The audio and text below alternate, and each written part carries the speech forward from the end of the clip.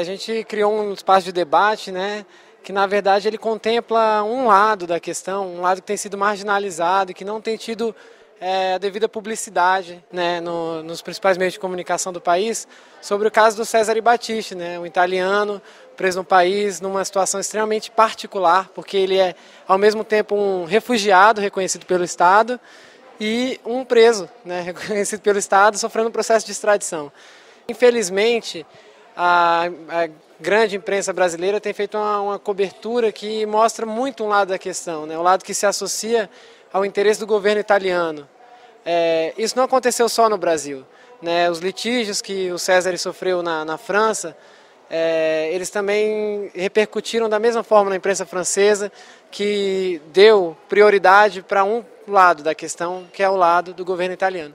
Então aqui é o que a gente está chamando de um espaço para o contraditório, né, que é um princípio essencial para a construção da justiça, né.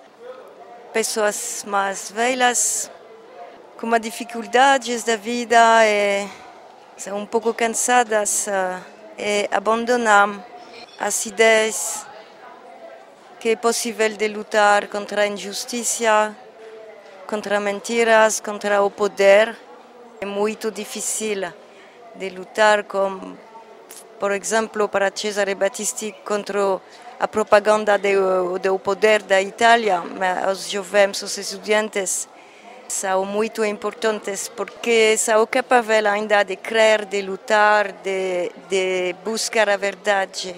Nós temos uma visão que ela se explicita em 3 tempos.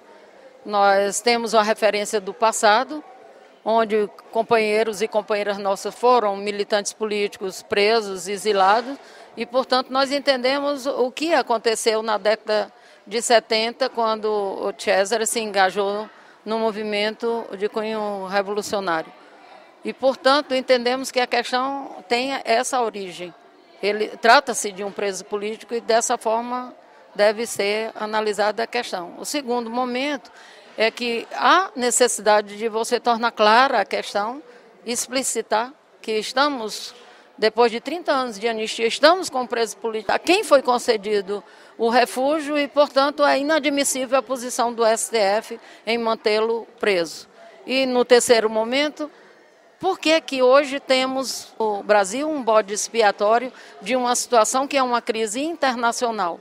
Portanto, ao tratarmos da questão de Cesare Battisti, reafirmamos a luta por liberdade na perspectiva de garantir não só refúgios e mais refúgios, mas garantir uma sociedade onde não seja usada a força para silenciar as pessoas. Portanto, nós dizemos nem o passado como era, nem o presente como está, libertação já.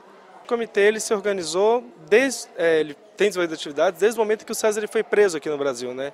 E ele foi congregando uma série de pessoas que vêm de diferentes movimentos, diferentes locais, diferentes posições políticas, né? Ou de diferentes locais dentro da sociedade, que se sensibilizaram com a questão do Cesare Battisti, viram as disputas que tinham dentro desse caso, né? Que não são só relacionadas ao próprio Cesare, e da própria arbitrariedade, que é ele estar preso. Então foram se juntando estudantes, militantes de vários movimentos sociais, parlamentares, juristas, e pessoas de diversos locais da sociedade que foram se organizando para constituir esse comitê. Então o comitê ele tem hoje atividades acho que em 4 ou 5 cidades, assim, né? Em especial Brasília, Rio de Janeiro, São Paulo, Fortaleza e Florianópolis. Tem atuado nesse sentido de amplificar a discussão no primeiro plano e no segundo de apresentar uma outra versão dos fatos, né? Que inclusive vem do próprio Cesare Battisti ou de outras pessoas que participaram junto com ele desse movimento que ele participou na década de 70. Nós temos visitado ele recorrentemente na prisão, pegado cartas e divulgado essas cartas. Então as nossas atividades têm sido essas, assim, de amplificar a questão, de pressionar em relação ao tratamento que o Cesare Battisti vem tendo aqui no Brasil e de fazer essa ampla campanha pela libertação do Cesare, né? Porque aí já vem uma questão de direitos humanos, a necessidade da gente continuar lutando para que nenhuma pessoa seja presa injustamente, para que nenhuma pessoa passe por esse constrangimento que é ser preso, perseguido, né? Em alguns casos até torturado, por acreditar em seus ideais e por ter uma posição política.